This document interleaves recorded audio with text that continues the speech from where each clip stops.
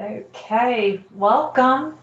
We are going to start May's webinar. Is anyone else like me and wondering how in the world it's already May and it's almost at the time of this recording? Originally, it's going to be Memorial Day weekend, surprisingly. That just blows me away. So basically, we're almost in summer, and here in Georgia, I am definitely feeling it.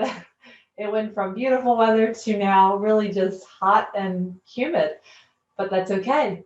Um, I do enjoy summer. I like spring better, but summer is good too. So I am going to go ahead and start sharing my screen.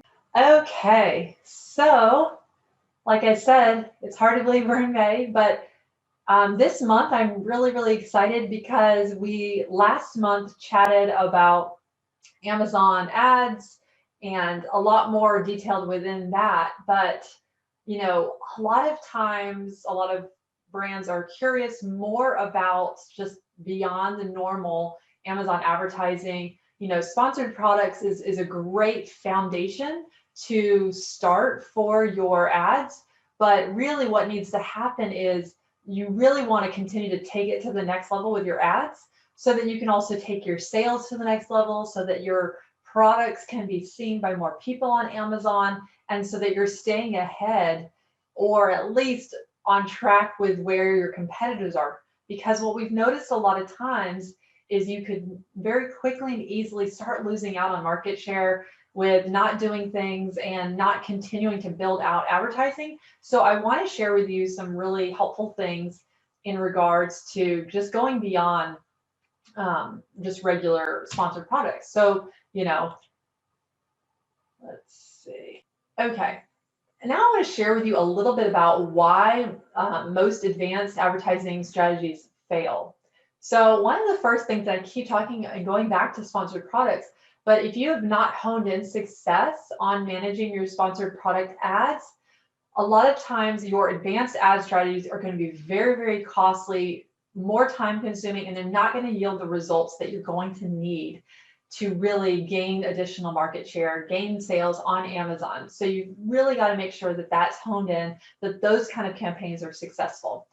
And another reason they fail is there's just a lack of work on listings. We talked about this months ago, and I talked about listing optimization. But for instance, if your main image is a very grainy, hard to see and read, not a very professional looking image, that is going to reflect on your ad campaigns. Because if you're looking and putting that, first image in front of people is what they see, and it's, not enticing them to click, that is going to cause issues with your ad campaigns, and the more advanced ones especially. And then also just, more campaigns to manage. That means you get a lot of times overwhelmed and there's less time to manage each one because of these new campaigns that you can add and more ad strategies and beyond just sponsored products. That's great. But then you have to keep in mind that your time is going to have to grow. Like, you're going to have to spend more time on managing those, on paying close attention to those and things like that.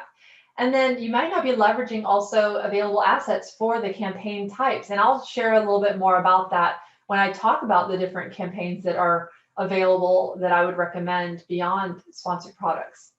And then, not optimizing your campaigns regularly, that is something that, one of the first things we notice when we look into already, running ad campaigns with brands that are already trying to, run ads on Amazon, but they're just not really seeing the success that they think they should be, and we're looking inside those ad campaigns. And a lot of times, there's not been optimization of those campaigns. And I shared a lot about that a little bit more on that on the last webinar. So if you're not really familiar with what I'm chatting about now, just go back to the Amazon advertising webinar and you'll learn more about that. And then also, once again, if you're not knowledgeable about advertising in that niche market and beta advertising, so if you're not being made aware of these things, then you're not going to know, oh, this is in beta, or if it's invite only. That's a side note. I think that's a really important reason too, that you have your own brand seller account.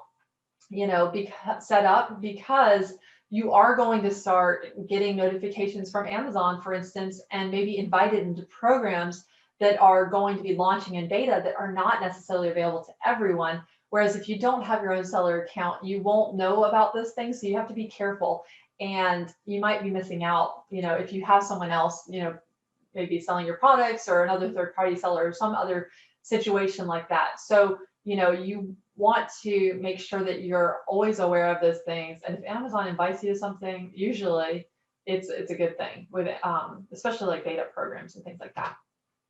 Okay, so I know we haven't talked about too much yet, but any kind of key insights, you can take your notepad and paper that so far that you've learned, or anything you've noticed so far when you're thinking about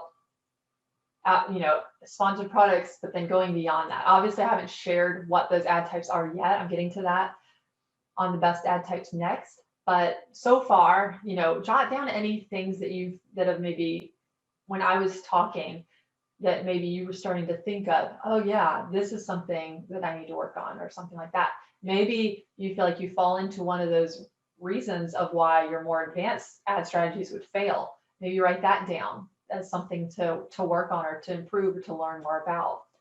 Also, remember, you can ask questions at the end, or even if you think of them now, you can throw them in the chat, and I will get to them at the end. So I'm just going to give you another 30 seconds just to think through any kind of so far key insights.